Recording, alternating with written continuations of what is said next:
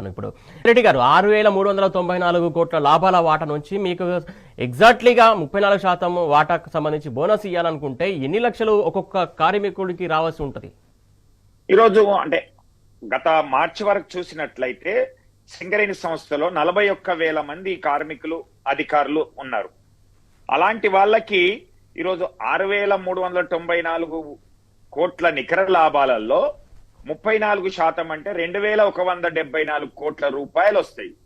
దాన్ని మనం డిస్ట్రిబ్యూట్ చేసినట్లయితే 41,000 మందికి 5,30,000 రూపాయలు రావాల్సినటువంటిది ఈ రోజు ప్రకటించినటువంటిది చూసినట్లయితే 1,95,000 రూపాయలు మాత్రమే వస్తుంది. అంటే 2,85,000 రూపాయలు 35,000 రూపాయలని ఒక్కొక్క కార్మికుడు నష్టపోతున్నాడు. అందుకే అంటున్నాం, ఇది కోతల ప్రభుత్వం, కటింగ్ ప్రభుత్వమే తప్పితే సంస్థ గురించి గాని కార్మికుల గురించి గాని ఆలోచిస్తలేదు అనేటువంటిది.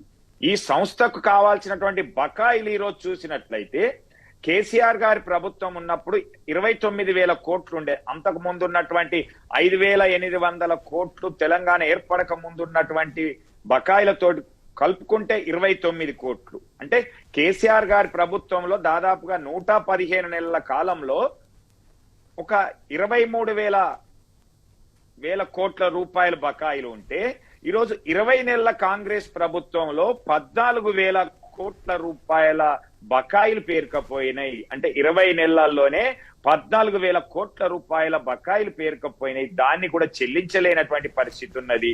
అంతేకాకుండా పోయిన సంవత్సరం ఇచ్చినటువంటి ప్రొవిజన్ పెట్టినటువంటిది ఏదైతే అభివృద్ధి కోసం పెట్టినటువంటి 2,289 కోట్లు అయితేంది, ఈ రోజు పెట్టినటువంటి 4,034 అయితేంది. అంటే టోటల్ గా 62,000 పైన 63,000 కోట్ల రూపాయలు ఈ రోజు ఈ అభివృద్ధి పేరున పెట్టినటువంటి దాంట్లో ఏ కోటి రూపాయలన్నా ఎవరికైనా కొత్తగా అభివృద్ధి పేరు మీద ఏమన్నా తీసుకొచ్చారా? మా హాస్పిటల్ బాగుపరిచారా? మా వైద్యాన్ని మెరుగు చేశారా? మా ఆరోగ్యం బాగుందా?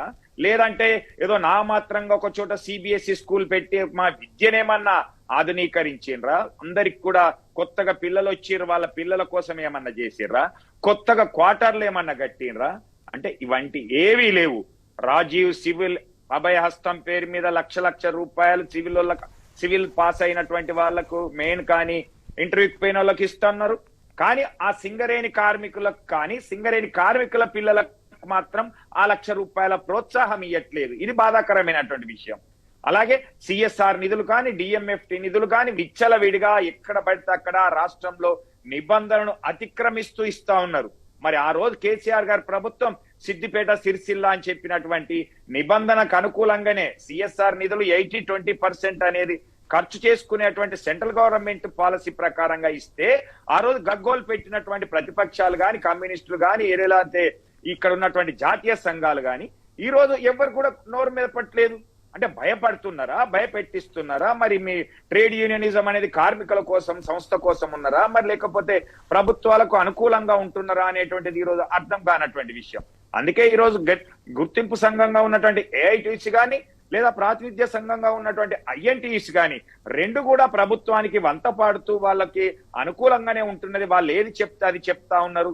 కార్మికులకు ఏ ఒక్కటి కూడా కేసీఆర్ గారి యొక్క హయాంలో తెలంగాణ రాష్ట్రం వచ్చిన తర్వాత అమలు జరిగినటువంటి ఆయన ఇచ్చినటువంటి హామీలలో అన్నిటినీ కూడా 10 హామీలు శ్రీరాంపూర్ లో ఇస్తే 10 హామీలను కూడా నెరవేర్చిండ్రు. 1-2 కొంత పార్షియల్ గా కావచ్చు, కానీ మిగతా అన్ని హామీలను నెరవేర్చిన 100% తో పాటుగా ఆ రెండింటిని కూడా ఏదైతే కొత్త గనులు అనేటివి ఉన్నాయో ఆ కొత్త గనులు అనేది ఏదైతే కేంద్ర ప్రభుత్వం తీసుకొచ్చినటువంటి రూల్ ప్రకారంగా ఆక్షన్ లోనే ఉండాలి అని అంటే కొన్ని బావులను తీసుకురాలేదు తప్పితే అది కూడా హామీని నెరవేర్చారు. రెండోది మారుపేర్ల పేరు మీద ఉద్యోగాలు ఇవ్వలేదు అనేటువంటిది ఎవరైతే మాట్లాడుతున్నారో అది కూడా కేసీఆర్ గారి హయాంలోనే 13,000 మంది ఇన్వాలిడేషన్ అయితే అందులో 25% పైగా మారుపేర్ల వాళ్ళు ఉన్నారు అని ఆ రోజు అందరికి ఉద్యోగాలు తెలంగాణ